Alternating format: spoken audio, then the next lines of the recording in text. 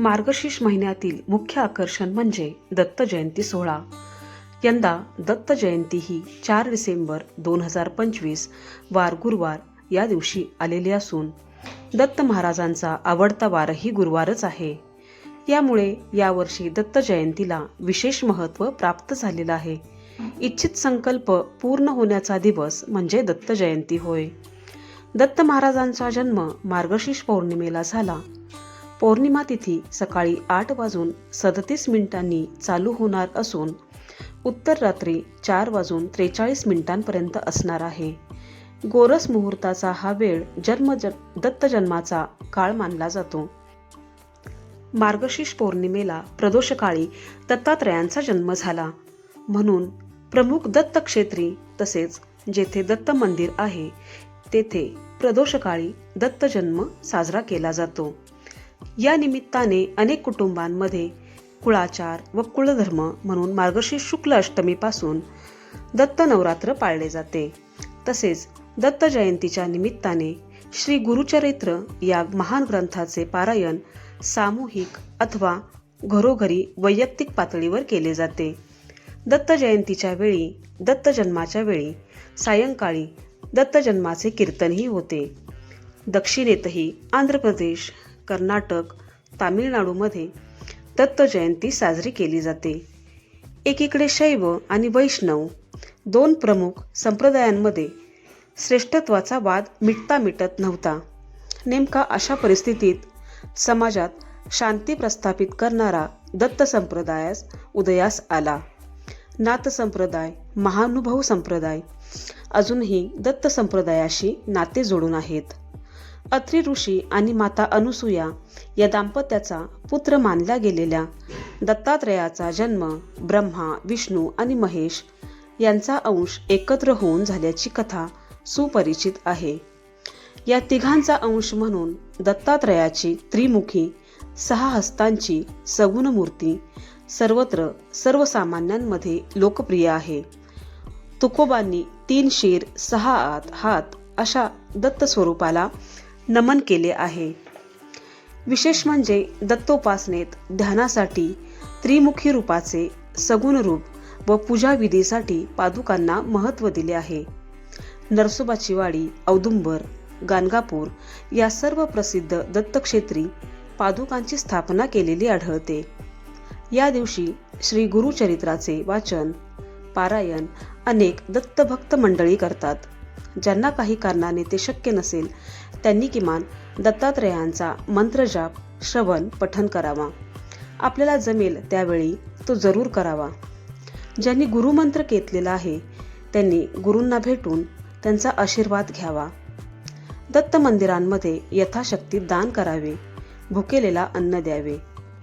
दत्त महाराजांचे वास्तव्य औदुंबर वृक्षाच्या तळी असते अशी पूर्वापार श्रद्धा आहे.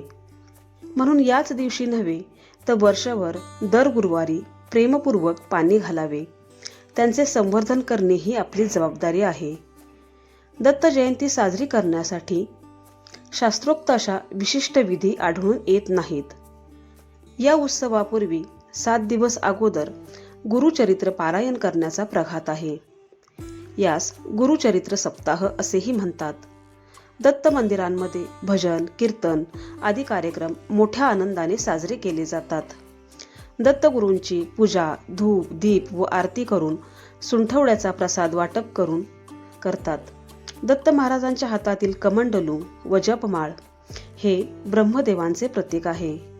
शंख व चक्र विष्णूंचे आणि त्रिशूळ व डमरू शंकराचे प्रतीक आहे. श्री दत्तात्रेय दैवत आगळे असून दत्तात्रेय हा शब्द दत्त आणि आत्रेय अशा 2 शब्दांनी बनला आहे. दत्त या शब्दाचा अर्थ आपण ब्रह्म, विष्णू आणि महेशच आहोत अशी निर्गुणाची अनुभूती ज्याला आहे असा आहे आणि आत्रेय म्हणजे अत्रि ऋषींचा पुत्र. श्री दत्तात्रेयांच्या जन्माविषयी विविध कथा प्रचलित आहेत. मात्र या सगळ्या कथांमधून श्री दत्त हे अत्रि ऋषी व माता अनुसूयेचा पुत्र असाच बोध होतो. अत्रि ऋषींनी पुत्रप्राप्तीसाठी घोर तपश्चर्या केली. अत्रि ऋषींच्या या घोर तपाने संतुष्ट होऊन ब्रह्मा, विष्णू, महेश या त्रिमूर्तींनी प्रकट होऊन अत्रि ऋषींना तपाचे कारण विचारले. अत्रि ऋषींनी विनवले की आपण माझ्या व माता अनुसूयेच्या उदरी पुत्ररूपाने जन्म घ्यावा. तिन्ही देवांनी त्यांची विनंती मान्य केली. देवत्रयीच्या आशीर्वादाने अनुक्रमे ब्रह्मापासून सोम म्हणजे चंद्र, विष्णूपासून दत्त आणि शंकरापासून दुर्वास हे 3 पुत्र अनुसूयेच्या पोटी जन्माला आले. संपूर्ण भारतात, विशेषतः महाराष्ट्रात श्री दत्त आराधनेची महान परंपरा आहे.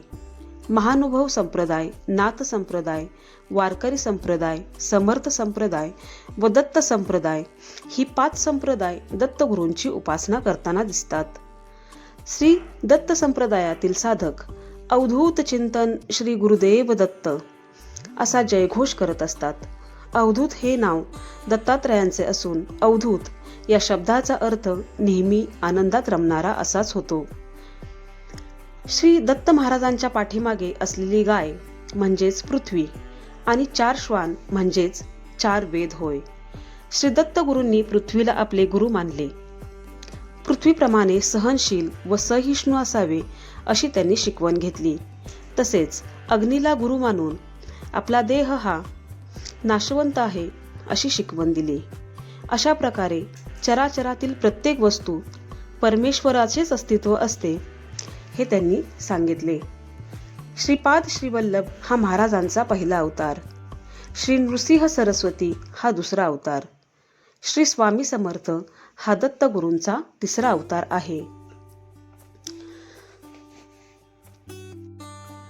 या दरम्यानच्या काळात दत्त जयंती कशी साजरी करावी असा प्रश्न बऱ्याच जणांना पडलेला असतो. तर जर तुमच्याकडे दत्त महाराजांचा फोटो असेल किंवा मूर्ती असेल तर ती स्वच्छ पाण्याने धुवून पुसून घ्यायची आहे आणि मूर्तीवर अभिषेक करावयाचा आहे. प्रत्येक गुरुवारी आपण पाण्याने अभिषेक करतो, परंतु दत्त जयंती आहे म्हणून आपण प्रथम पंचामृताने व नंतर स्वच्छ पाण्याने अभिषेक करून घ्यायचा आहे. अभिषेक करताना पुरुष सूक्त, श्री सूक्त म्हणत आपल्याला अभिषेक करायचा आहे. नित्यसेवेचं स्तोत्रमंत्र पुस्तक आहे, त्यामध्ये या सेवा मिळून जातील. परंतु काही कारणास्तव जर तुम्ही पुरुष सूक्त किंवा स्त्री सूक्त नाही म्हणू शकत तर त्यावेळी तुम्ही फक्त श्री गुरुदेव दत्त या मंत्राचा उच्चारण केलं तरी चालेल. स्वच्छ असा चौरंग किंवा पाट घेऊन त्याभोवताली सुंदर रांगोळी काढून घ्यायची आहे. रांगोळीला हळदी कुंकू अर्पण करायचे आहे. चौरंगावर स्वच्छ वस्त्र अंथरून त्यावर दत्त महाराजांचा फोटो ठेवायचा आहे. पुढे मूर्ती ठेवून सुगंधित फुलांचा हार, फुले अर्पण करायची आहेत. तेलाचे निरंजन लावून अगरबत्ती देखील लावून घ्यायची आहे आणि महाराजांना फळांचा किंवा खडी साखरेचा नैवेद्य दाखवायचा आहे. दत्त जयंतीच्या दिवशी श्री गुरुचरित्र पारायणातील 4था अध्याय जो दत्त जन्माचा अध्याय आहे तो अवश्य वाचायचा आहे. ज्यांना हे वाचणं शक्य नाही त्यांनी हा अध्याय श्रवण करावा. याशिवाय अध्याय 14वा किंवा 18वा तुम्ही पठण करू शकता. याशिवाय दत्तबावनी पठण करायची आहे. दिगंबरा दिगंबरा श्रीपाद वल्लभ दिगंबरा या मंत्राचा अखंड मंत्रजाप करायचा. अवधूत चिंतन श्री गुरुदेव दत्त या मंत्राचा देखील तुम्ही मंत्रजाप करू शकता. याशिवाय तुम्हाला जे जे काही करणं शक्य होत असेल ते तुम्ही करू शकता. ज्या ज्या दत्तसेवा तुम्हाला माहिती आहेत त्या तुम्ही करू शकता.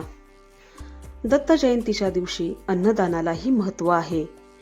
तुम्ही जे काही कर्म करत असता त्याचे फळ तुम्हाला मिळत असतं.